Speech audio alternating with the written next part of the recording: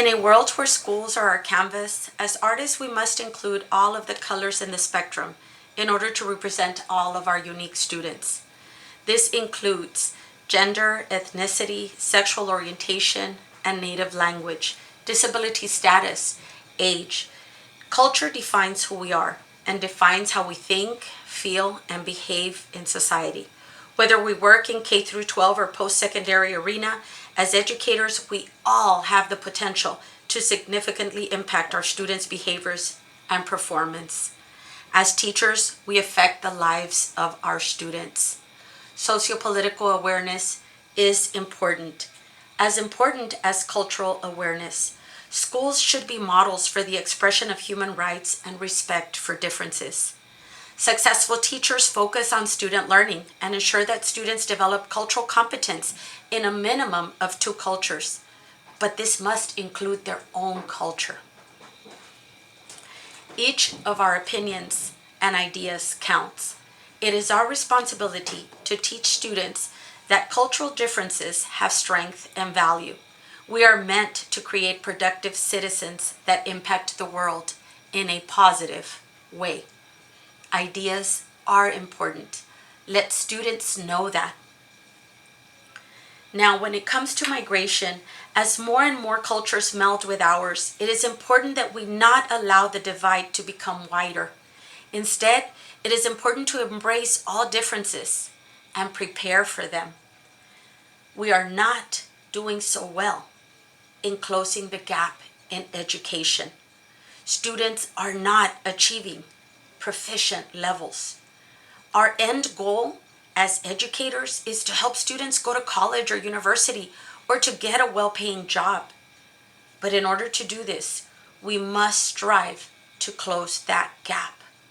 In order to do that, we must provide equal access to the curriculum, to technology, to AP courses, to college prep exams like ACT and SAT, to financial aid, and so much more. All students must hear the same language and be given the time, opportunity, and support to process the choices that they have. This includes fair and equal opportunities for males and females. Title IX offers schools guidance and support for inclusivity. As educators, we must train yearly and stay current on the laws and policies that govern gender equality. Only this way can we provide them with a key. This also means that the language and materials we use matter. It means that the language that we speak must be equitable and fair. We must distribute the plan. We must create a plan. We must be aware that we have to plan ahead. We learn the law and then we activate school policies that support it. This includes tweaking not only our policies, but our facilities, our procedures as well. We have to think about, for example, our restrooms, after school events, out of town competitions, and hotel stays. Our LGBTQ community deserves fair and equitable treatment. Our garden is one that grows and expands into our society. And like the sun, we have to reach everyone. This includes our students and employees with disabilities as well. We have to think of their needs in and out of the building. For example, do they need to see the nurse, attend physical or occupational therapy, receive an IEP, extra tutorials? And for all of this, we need to be familiar with ADA and IDEA. We need to work with our special education departments to ensure to meet our students' IEPs. Our words and actions can traverse beyond our classroom walls. Language matters. When looking at our depository of strategies for multilingual learners, it helps if we look at our library as multi-storied. If we build multilingual libraries and differentiate instruction, if we communicate with parents in their own language, if we alleviate the burden for our students, then we're avoiding teaching through a deficit lens. There are many different ways to get up those stairs. It does not matter if we teach AP or dual enrollment, retesters, ESL. What matters is that we plan effectively to differentiate instruction and meet the needs of all of our students so that all of them can rise to the challenge. We hold their growth in the palm of our hands. We must nurture and water them so they can each grow to their full potential. In a world with many different religious differences, it's so important to show respect to our students' diversity and avoid stereotyping students. Planning is critical.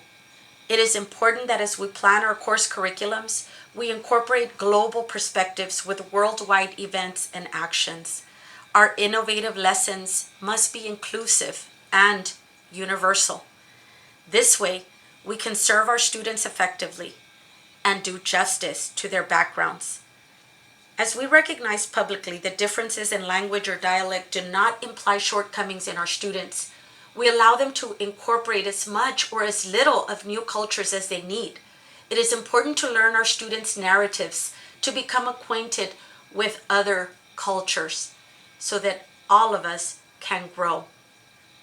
We come back to our global garden, where our goal is to develop student scholars that are not only tech savvy, but caring individuals that are well versed in multiculturalism.